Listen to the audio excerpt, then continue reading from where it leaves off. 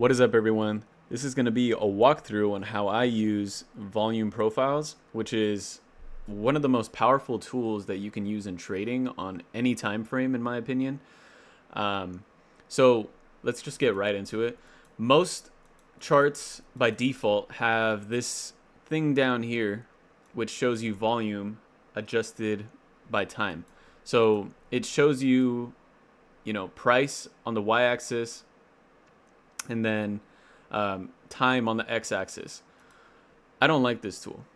What I like to use is a fixed range volume profile, which is up here in this tab. It's right here, fixed range volume profile. You could also use the anchored one, but I just like controlling the range in which I'm seeing the data.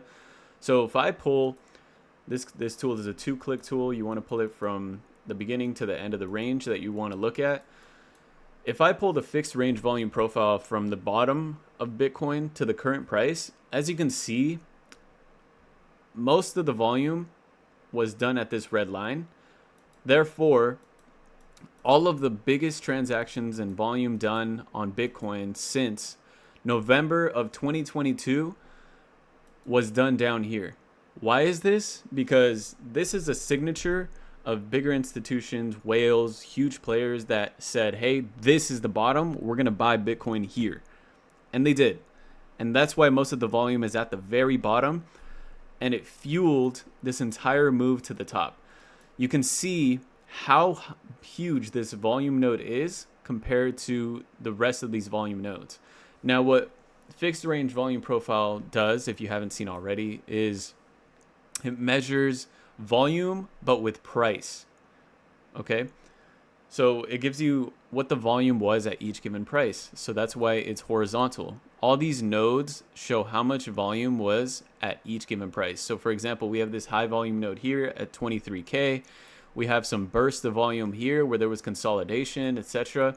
But as you can see in this huge range from the bottom to 100 something K, most of the volume was done at this very low, cheap 16K price area.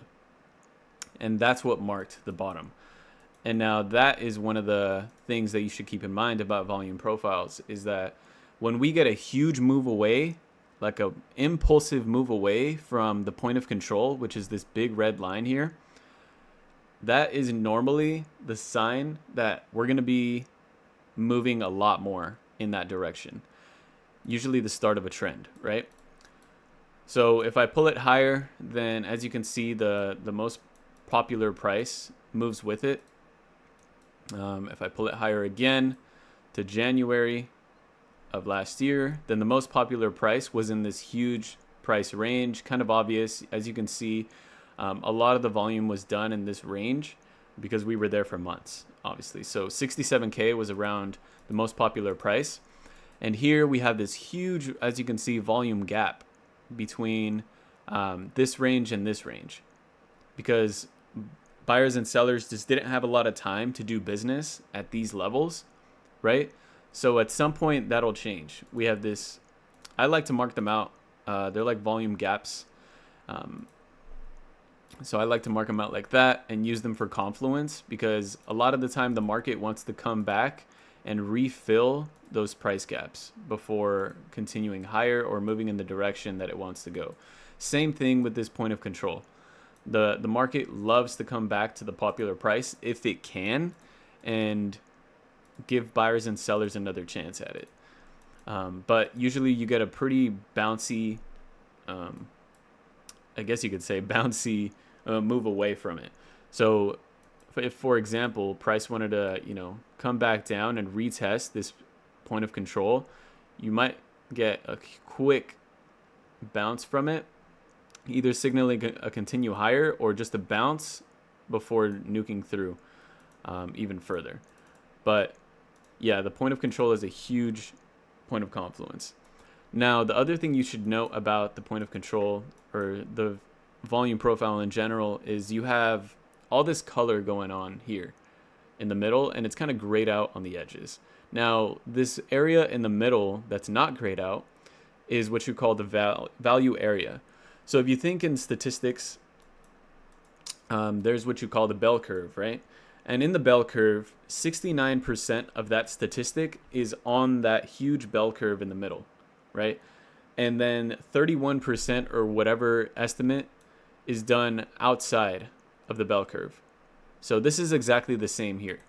So 69% of all the volume was done in this value area, whereas 31% of it was done in this gray shaded area.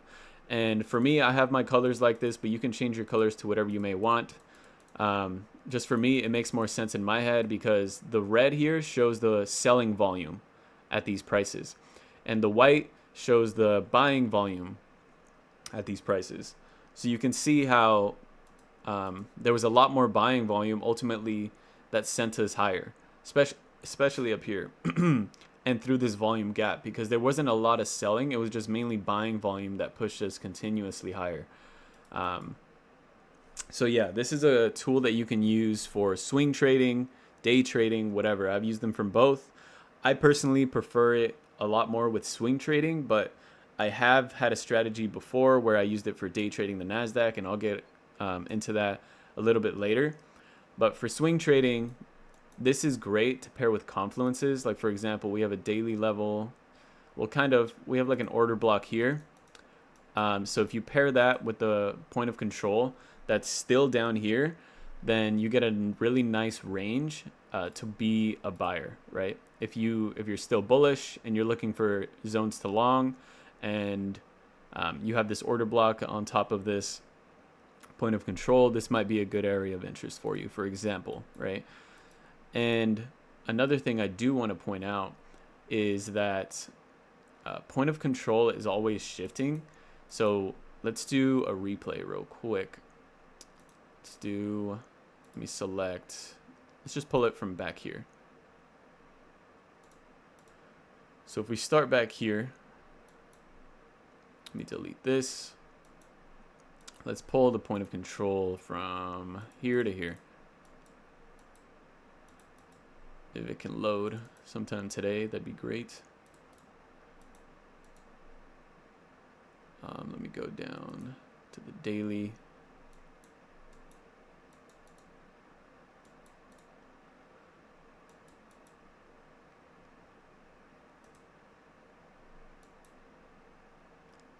Okay, finally loaded. Had to go down to the 4 hour. So let's just do it on the 4 hour then.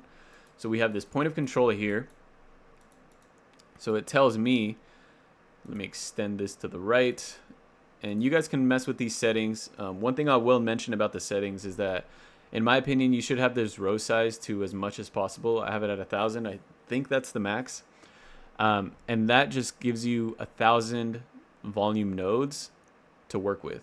Whereas I think the default is at like 24, which only shows you these big blocks. But for me, I think the more detail that you can have, the better you'll be able to use this tool. So as you can see, this is a high volume node. Price came into it, respected it. This is a high volume node, kind of respecting that as well. This is the point of control. That's kind of the average price in this whole range. We have these high volume nodes up here, kind of respected as well. And we have these gaps that was filled by this wick here that you can see. For example, we kind of just came in, filled that volume gap, and repriced higher. So I'm in replay mode. Obviously, we saw Bitcoin continued higher, but let's see what the volume profile does.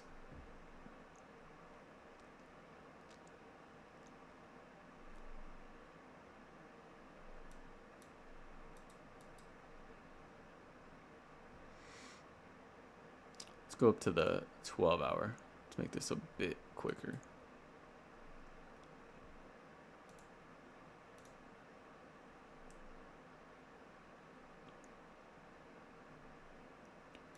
So as you can see, the point of control is constantly shifting, and the value area is constantly shifting as well. So during this huge range of months that we had of data, we had all of this accumulation happening with volume.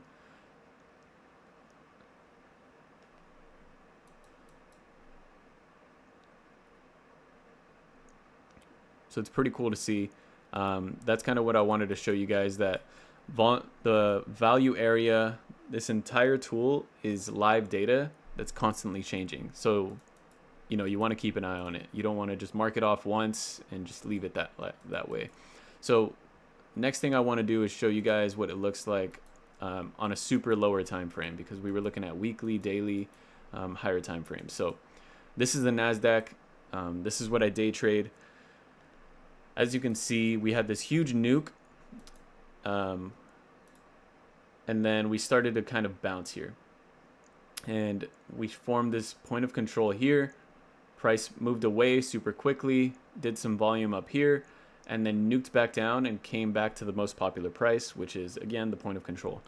Another thing to note is that you can get something called an impulse point of control by turning off the extend right function and just looking at huge moves. This was a huge move. Obviously, we had a 1,000-point move on the NASDAQ, which moved the market almost 6% down. We had, from this swing high to this swing low, the most popular price was up here. The most amount of trading business was done here around $22,000. No other point along this entire nuke down here was more traded than 22K. So what that tells us is we can use that area as a support and resistance level. In this scenario, it's a resistance level because we're below it right now. But this is what you call an impulse point of control. And you can mark it off. You can do whatever you want. But you want to be using this as confluence. You don't want to be using any of this on its own. You want to pair confluences. You want to pair volume with your Fibonacci levels. Maybe some of you guys use moving averages. Maybe you use VWAPs. It doesn't matter. You want to pair these things together. One indicator isn't going to do it for most people. I know some people do, but you want to pair this with other confluences. But as you can see, there's a volume gap here. We expect that to be filled. All of this was kind of full of gaps. So as you can see, as time went on, a lot of it got filled, which if we extend it to the right, will look just like this volume profile now, because most of it got filled at this point. We still have a gap here. We still have a gap here, but those will be filled as well as time goes on. But let's go into replay and let's see what it looks like when we're day trading this thing. So let's go down to the 5-minute. And so we pulled, let's go even lower actually. Let's go to the tip bottom here. And let's pull a volume profile from here to here, and let's extend it to the right. So as price is moving, the volume profile will move with it. So let's do, yeah. So here we have a pretty strong trend because the point of control is moving with price to push it higher. So that means the most popular price is the existing one. So there's a lot of transactions going, which is super bullish. At this point, the point of control is kind of getting left behind, which is okay, but it kind of means that we're kind of stalling on momentum and we need either some more liquidity to continue higher or a retest of that area, whatever it may be. Another thing, I hope there's an example that comes up, but when the point of control shifts to the upside and we start ranging, you can expect a rolling over. So a move more to the downside. I'm not sure if we'll get an example. Let me pull another one from here. Let's pause it. We pull another point of control from here to here. So as you can see, we got the point of control shifted up here on the lower time frame. Let's see what it does.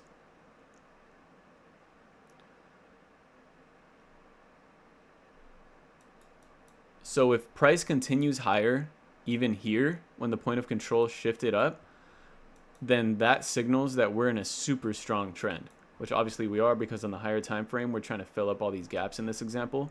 But if, for example, we had this point of control shift here, and then price did something like this, which is it's chopping, and then came down, I would expect that price come back in here and then continue lower because we lost it. We started getting some closes below here.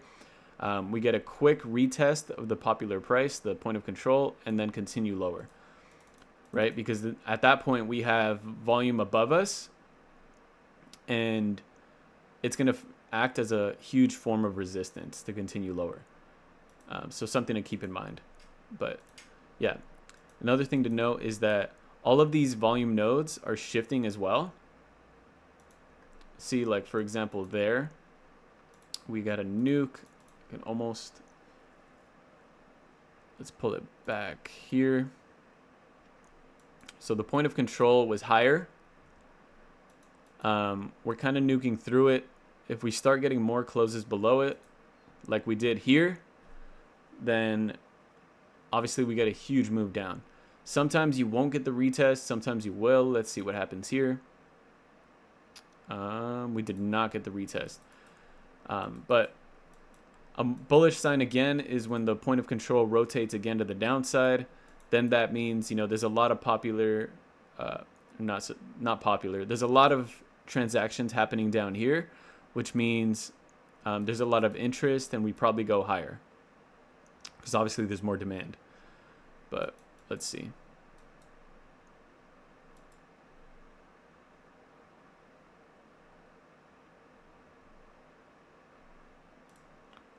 Let's delete this. Let me delete this one in the back.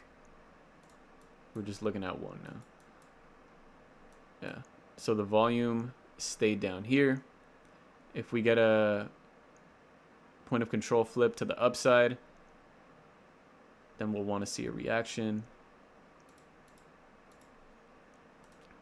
To the 15-minute. So we just had that shift.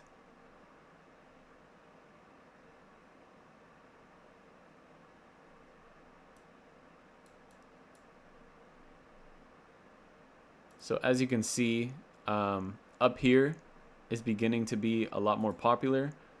So let's see. Yep. So we got a huge nuke down after that. Oops. Let me pull this from here to here. So we had the point of control flip to the upside here, and that obviously was a signal that we were going to nuke. If we pulled it, because we had it all the way back here, obviously there was a ton of data here that wasn't relevant to us anymore because we had this fresh swing low. So pulling it from this swing low to the current price was your best bet. I like to use it from session to session. So for example, New York session, let's go to, so like 9:30 a.m. was New York open. So I like to pull volume profiles from 9:30 to the current price, whatever it may be, because I can see in real time where the most volume is during that session when I'm trading. So yeah, there's a lot of ways to use this. So I encourage you guys to go on your charts, just start marking out ranges. You can extend it right, you can turn it off, you can mess around with the settings of it, whatever it may be. But I mainly use this for swing trading now as confluence, because on a high time frame I want to know where the most transactions were done. We usually get a bounce from it. It acts as a key level for support and resistance, etc. So again, mess around with this. This is way better than your standard volume tool. It'll show you a lot of things that you may not have seen before. So play around with it. If you have any questions, let me know. But if not, thank you guys for watching. See you guys on the next one. I hope this was helpful. Thanks. Bye.